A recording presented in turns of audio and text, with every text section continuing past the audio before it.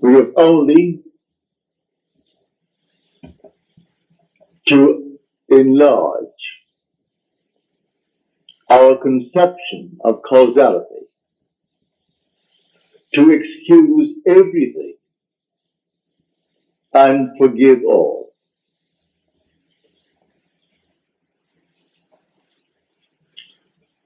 Now let me just state one little thought from Scripture first before we unfold it.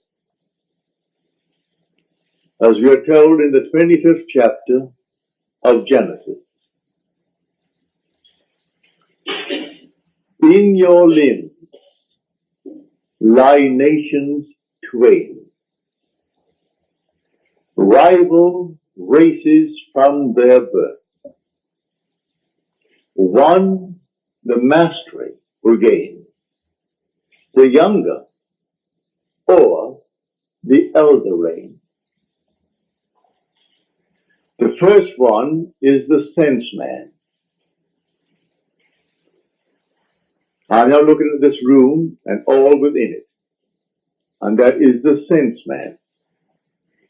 My normal apprehension of corporeal objects, just like this room and the contents, I call sense perceived. That which is not present, and yet I perceive them, I call that imagination. That is destined to rule. That is the second man, the Lord from heaven. The first man is of the earth, a man of dust. The second is from heaven. So here we are in this world, and this is the world of this dual state within every child born of woman. And so we have the physical man, the man of dust, and then we have the spiritual man, the man of imagination. That is the immortal man.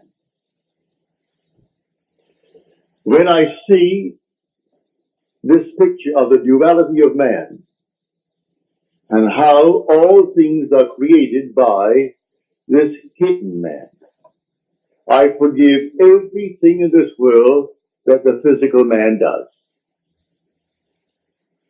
For the physical man is only a state. One being is playing all the parts.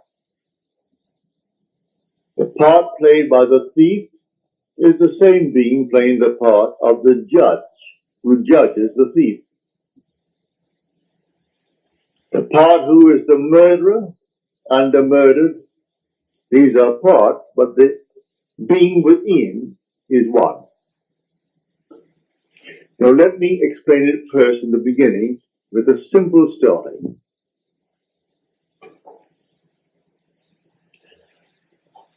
About 8 years ago, I was in New York for a month. And two of my brothers, Victor and Lawrence, came up and spent 2 weeks with me in New York City. They checked into the same hotel. They wanted to see everything they could within 2 weeks.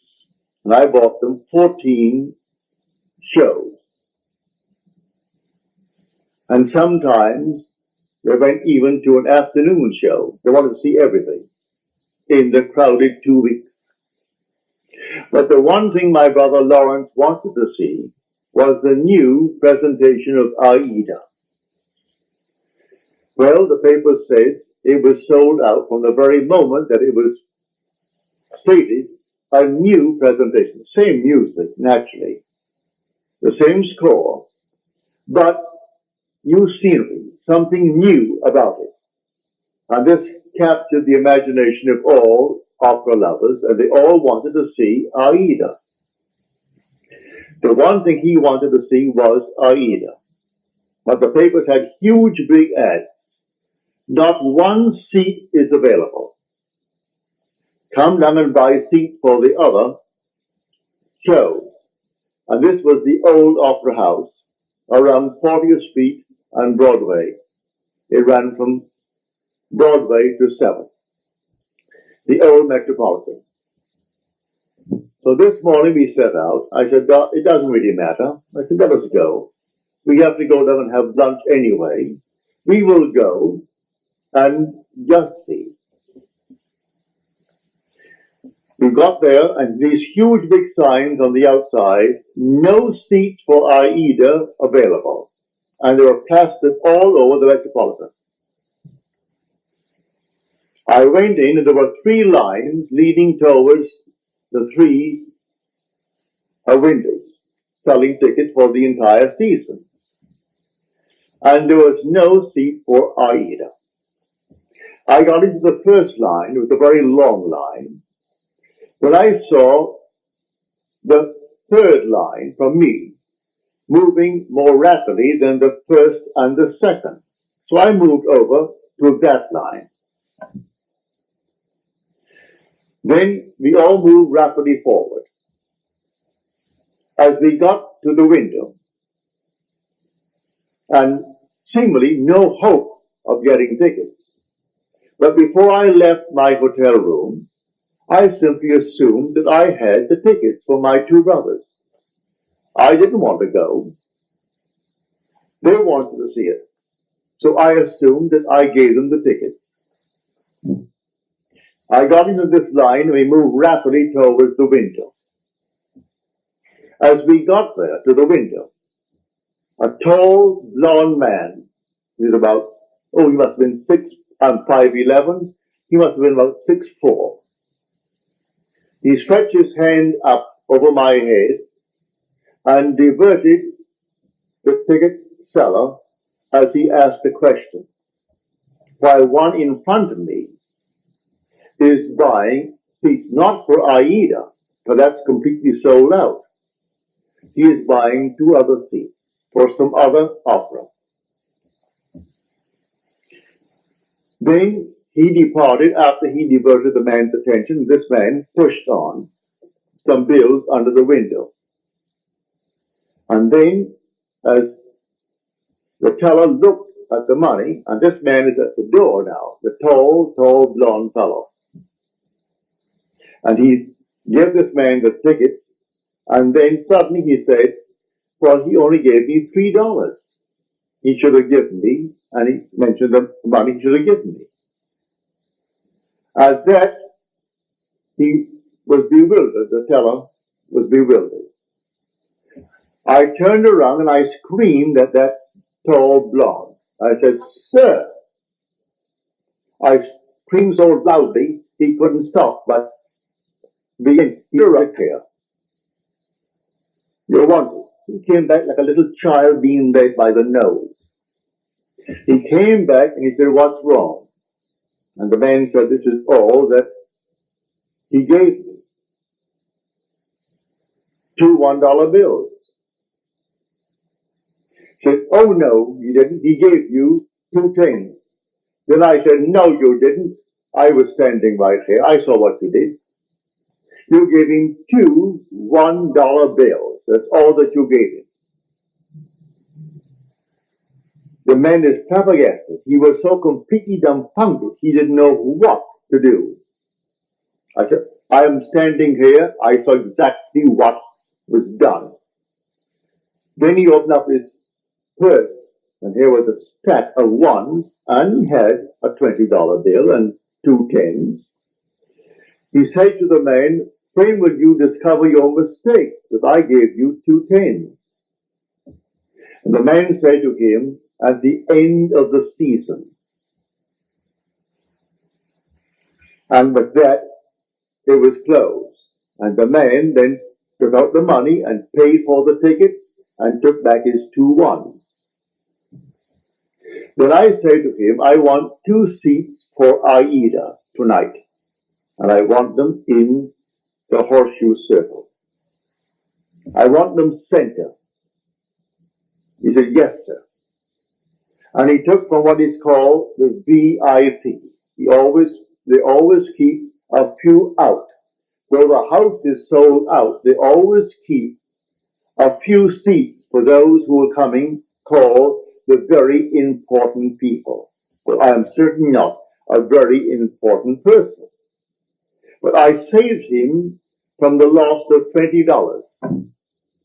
And he quickly took the 2 seats out and said to me, $20. I gave him the $20, went back and gave the 2 seats to my brothers. Now,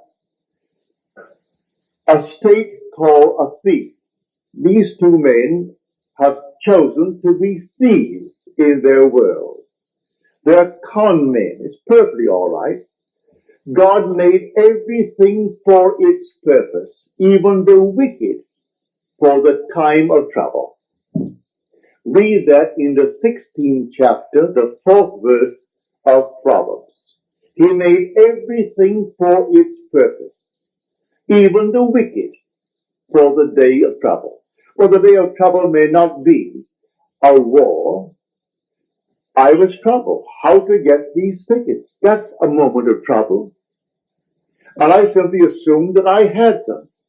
And I simply played my part in my imagination before I left my hotel room, that my brothers are going to see this show this night of Aida, the new presentation of Aida.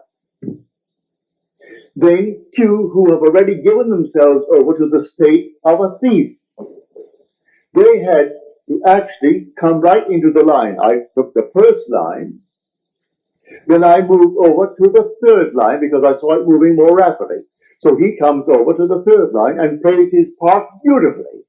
If he had not done what he did, I would not have received those tickets because I am not a very important person. But the man looked me in the eyes and said, here is an honest man. As far as he is concerned, I am an honest man who saved him from losing $20. And so he quickly took out the 2 seats. I paid for them, naturally, didn't give them to me. I was willing to pay for my seats, but you couldn't buy them. All over the place, sold out, sold out, sold out, all over the Metropolitan Opera. You could paste it on the walls, and in a huge big ad in the paper. Aida is sold out. And I went that day and got those seats right in the circle, in center row for my 2 brothers, because one man played his part beautifully. He has given himself over to a con man. He finds it easier to make a living being a con man. For those who are pickpockets, there are schools that teach people to be pickpockets. You know that? They come right out of the school and go into a profession. All right, that's their part. They play that part. Now you play your part beautifully, and one of them can be instrumental in getting you what you want in this world. So I wanted 2 seats for Aida. Were it not for a con man in that world, I would not have had those 2 seats. So he comes into the line where I was in the line. He comes forward, and just as I got to the ticket window, he puts his hand over my head to divert the man's attention. And the one in front of me, who is buying 2 seats, not for Aida because you can't get them. He is buying 2 seats for something else. And he puts out $2 bills instead of 2 tens. And then this man starts, and I turned around as though I was inspired. And with my full voice, I said, sir, come back here. He had to come back. So he came on back just like a little child and stood next to me, and he looked down at me. He wouldn't dare budge. And I said, you didn't give him anything more than what he's showing you now. You give him exactly what he's showing you. Because I was here and I stood next to him. He was helpless. He couldn't hit me. He was many inches my height. I'm 5'11", and he may be about 6'5" or more. A strong, strapping blonde. But he was impotent in my presence when I called him back. He only played the part. So should I not forgive him? There are infinite states in this world. And all you have to do is forget states. You play your part. And every state necessary to make your part come to fulfillment will be present at the moment that you need it. And so we went over to Longchamp for lunch, and my brother Lawrence and Victor, they had their tickets, and that evening they went to see Aida. So in your limbs lie nations twain. They are rival races from their birth. One, the mastery shall gain, the younger over the elderly. And the younger is the second, and the second man is the man from heaven. And that man is your own wonderful human imagination, who is God. And there is no other God. That is the Lord from heaven. And the outer man that clothes him, he is under compulsion to fulfill the commands of that inner man. But everyone is falling into states, infinite states. To understand this world, you must think in terms of states. And so he has made everything for its purpose, even the wicked for the day of trouble. And so use everything, but you don't have to think of which one will do it. Forget who will play the part. I never saw that man before, never saw his partner in the little crime before. That was their choice in life. There are those who have chosen to be pickpockets for the rest of their lives. So if they're caught in the act, all right, that's part of the game. They've chosen that part to play. There are those who have chosen their part to play, like Mr. Hoover, who just departed this world. He chose that part. And there are others who chose other parts. Either wisely or unwisely, we fall into these things. But when the inner man begins to awake, he selects his part wisely. It's entirely up to us. So I tell you, everything in this world that you want to be, you can be, if you know that there are only states. You move into the state because the occupant of the state does not differ from the occupant of any other state. The one who played the part that day of the con man to get 2 tickets for $2 instead of $20 and go on the street and sell them for $15 and make himself a quick few bucks. The same occupant is God. God is playing all the parts. So all we have to do is simply to explain a little bit our conception of causality, to actually excuse everything and forgive everyone in this world. I forgave him because he actually was instrumental in getting me the 2 seats for my brothers. Were he not playing that part at that moment, I would not have had the seats. But before I left my hotel room, I simply assumed that my brothers had their seats and they were going to see Aida, and they came home thrilled beyond measure. So we went down, and seemingly no hope. I wasn't concerned about any hope. There were 3 long lines. After all, you're selling not just for the show of the night. You're selling for the afternoon show. You're selling for the evening show and for the entire season. And buy a month in advance, 2 months in advance. They're all there. And so here are the lines. And there are 3 lines and 3 windows open. And what caused me to move to that moving window? The Father in me. He knew which one is going to play what part because they're all in states. And myself is fully aware of all the states in the world. And if you can play a part to aid me in the fulfillment of my dream, you will play. And so if I need a thief, there must be a thief somewhere. He was a thief. And he played a far better part in my getting the ticket than if he were an honest man. If he came up and played the part of an honest man, then the man would have said to me, he wouldn't know me, I'm not an important person, and so we have no tickets. Don't you sign? No tickets available. It's a sellout. But it was not a sellout, and a thief made it possible for me to get my 2 tickets. So when you see this, you forgive every being in the world. Everyone. They're all playing their part. So don't condemn anyone, because everyone will be instrumental in fulfilling your dream if you know this law. It's all infinite states. But remember, you are awakening to the reality of the second man. In this room, my simple apprehension of corporeal objects, the things on the wall, the hair, the chairs, the house, this thing for a wedding tomorrow, all this is preparation for a wedding. All this is, to my sense man, reality.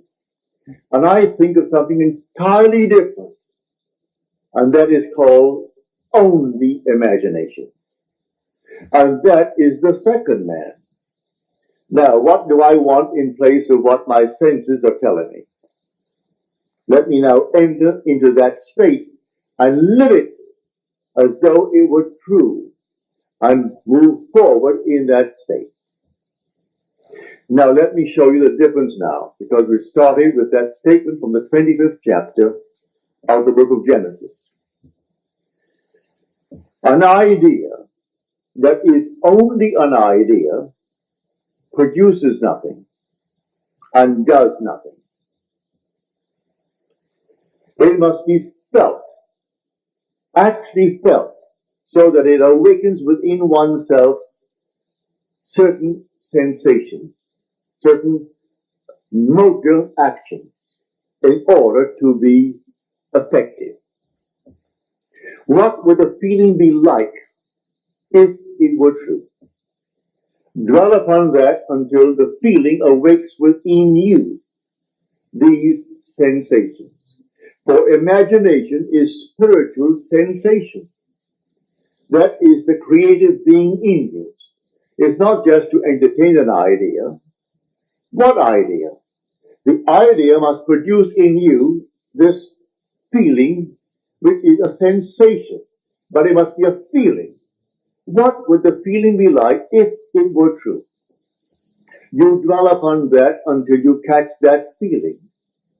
As Churchill said, that the mood determines the fortunes of people, rather than the fortunes, the mood. The mood precedes the fortune. So what would you want in this world? Or contemplate it? What would the feeling be like if you had it? What would it be like if it were true? That is the story of Scripture. If I can only feel that I am already the man that I want to be, that I'm already the woman that I want to be, and feel it, then it's not only an idea, which as an idea without feeling will produce nothing. Now it has everything, because in this story he said to the second man, "Come close, my son, that I may feel you." The secret is in the feeling. So Esau went out. He is the first man, covered with hair, the outer man. And Jacob is the inner man, the man of imagination, who is hairless. Isn't 2 little boys? These are only symbols. It's all in man. So come close, my son, that I may feel you. So he comes close and deceives his father through feeling. So the father feels, and he feels him just to be externally real. You can do it. There is no flower in your hand, but you can feel the soft velvet feeling of a rose. You can smell a rose, though it's not physically present. Try it. Try all these things with the inner man.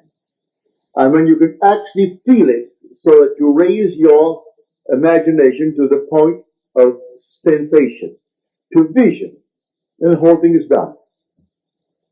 It's done in a way you do not know it's going to happen. If it takes a thief to aid you, then you forgive the thief.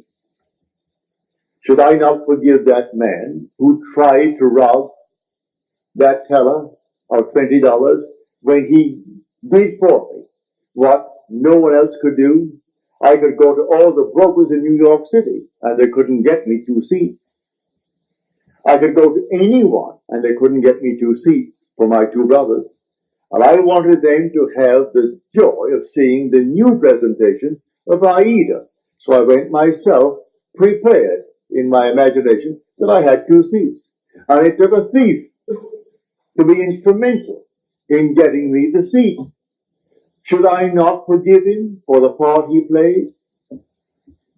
He went to the door, this tall giant of a man, looked back at me, but he wouldn't have the courage to come up and slap me. There was something in me that dwarfed him in his own mind's eye. So in spite of his height and his bigness and his strength, he couldn't dare strike me, for I was speaking from a different level of consciousness altogether. So I didn't condemn him. He played the part he had to play, and by playing it, I got the seats. So all we have to do is simply to widen, just widen a little bit our conception of causality, to actually forgive all in the world, to excuse everything in the world. They're playing their part. So tonight you want a bigger job, you want more money in this world, you want, and you name it. Well then, it may be a thief who is going to aid you in the getting, without knowing he's doing it.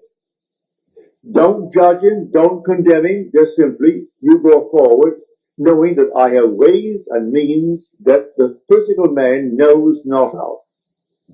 My ways, the inner man's ways, are past finding out. And you simply go forward in the assumption that you have already achieved what now is only a wish as far as the world is concerned. But you enter into the wish as though the wish is already fulfilled.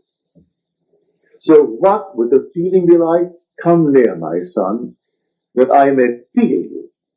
And so he comes close. He said, come nearer, my son. Then he said to him, you know, your voice is the voice of Jacob. But your hands, your neck, and your sin, you have the feel of my son Esau. Esau is the outer world. So he gives emphasis to feeling. It transcends the voice. The voice was Jacob, but the feeling, the touch was that of an external world. He could feel the external world. It was a self-deception. He deceived himself into believing that what he desired, he had. It's not 2 little boys born of a woman. All this is parable. The whole story of the Bible is all parabolic. Telling stories, unless you have the depth to understand it, well, then you'll never really. But may I say, you will, eventually you will, and you certainly do understand it now. So tonight is a practical night. Do you know this is not what you want? Really what you want? Well, if you do the same thing I did in getting the 2 seats. Do what I did when I was locked out completely from marrying the girl I wanted to marry. I simply assumed that she slept there, I slept there, and I went sound to sleep, and in 1 week, my wife did an act which certainly I must forgive. In the eyes of the world, she is condemned for taking what she did not pay for. And yet, because of that act, I got my freedom. Then who is the culprit? Am I not? If there's any culprit, I am. If there is any culprit in this world, it is God. There is nothing but God. God is doing all in this world. He created everything in this world. And so if in me, he is the second man, and the second man is my imagination, and that is God. For man is all imagination, and God is man, and exists and we in him. The eternal body of man is the imagination, and that is God himself. Well, if I in my imagination slept as though I am happily married to a girl that the laws of New York State said I could never get because of my entanglement with my first wife, and in 1 week she performed an act which was judged harshly by society, and yet she was the instrument of my getting my freedom to marry the girl who now is the mother of my daughter. So how can I blame her who performed that act? She was in a state, and who did it? I did it. I did it by simply assuming that I was free and happily married to a girl that the state of New York said I could never marry because of the ancient laws that restricted my desire to get freedom in that state. So you forgive everyone in this world. They're all playing their parts. In my own case, I have seen thieves. I have seen all kinds of people play their part. They were instruments in the fulfillment of my desire. So how can I ever condemn all? So the last cry on the cross, Father, forgive them. They know not what they do. Forgive them. The whole vast world is playing until he awakes in that body. He is playing the part, and he plays it automatically, unwittingly. For one who is awake, who knows exactly what he's doing. And so they all play their parts. For God in everyone is the same God. There aren't two gods. There's only one God. And that God is your own wonderful human imagination. When you say, I am, that's God. So tonight you just simply boldly declare that you are the man. You are the woman that you want to be. And walk in that assumption as though it were true. And then let all these sleeping states play their part. May I tell you, in spite of what they appear to be, they are sound asleep. They don't know. He thought he knew what he did. He came right into my line and played his part. I could remain on the first line and waited and waited and waited, and no one would have got part there. I moved over to the moving line, and here he comes. And so how could I ever condemn him? How could I ever, in any way, feel other than thankful? I would say to him, thank you, because you played the part you had to play, like a play. So someone comes in on the play, the curtain goes up, and here comes the monster. And he plays it beautifully. And the audience hisses and condemns it. If there's any condemnation of the part, where is the author? Send for the author, for he wrote the part. And the author, if there's any praise, give it to the author. Any condemnation, give it to the author. I know I played a second part, on a play, Broadway. And if I didn't get a hiss when I came on, if they didn't hiss me, I thought I wasn't doing well. But I would say 99% of the time, as I came on and started to play my part, the audience hissed. Then I knew I was really on my toes. I was playing the part well. Because I was a cat in that part. And they couldn't restrain themselves, especially with the matinees, when they had children there. Lots of ladies and children, and they could not restrain their emotion, and they were hissing. Well, then I knew, Neville, you're getting over all right. So I was thrilled with their hissing, because I was playing only what was written for me to play. So, in this wonderful world of ours, we are infinite states, and everyone is in a state. But the one being in one state is the being in all states. There's only one player. God only acts and is in existing beings or men. He is in all the states, and his name in all states is I am. So someone chooses the part, and he wants to be, well, a thief. He finds it easier, he thinks, than getting up, going to work, and punching a clock, and punching it out. He feels it's better for him to live that life. All right, so he's chosen that part if he does it deliberately. Or he might have come into it through habit of others, and then is unwittingly. All right, but he will also pay the price. That is the thing he has to consider. He'll pay the price because the part has a price with it.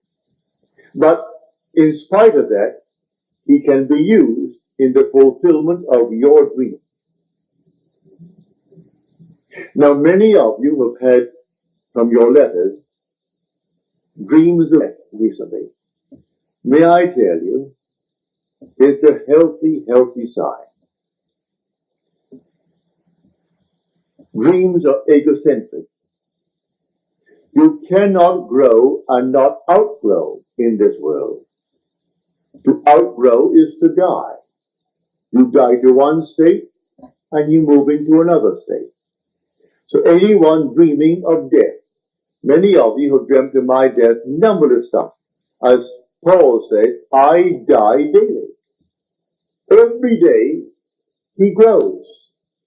If he did not die every day, well then he didn't grow that day.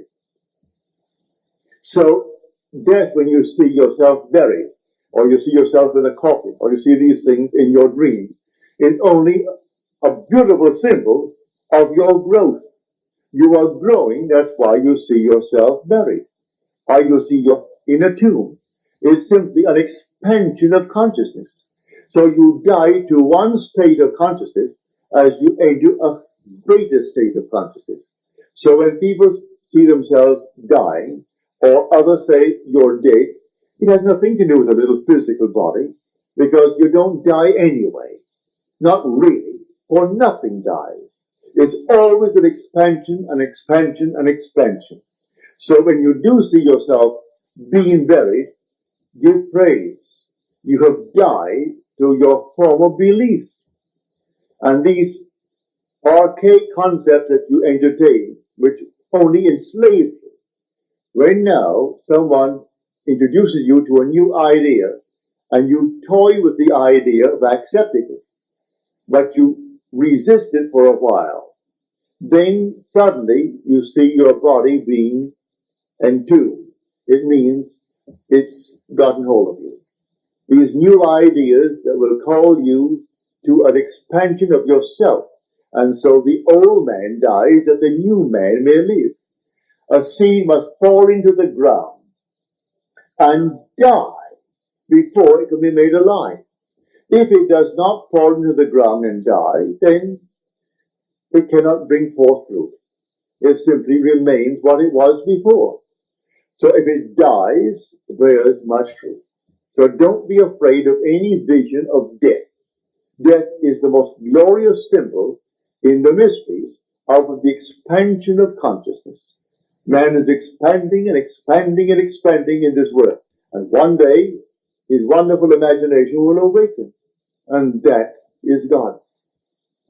Then he sees the whole vast world as sleepers.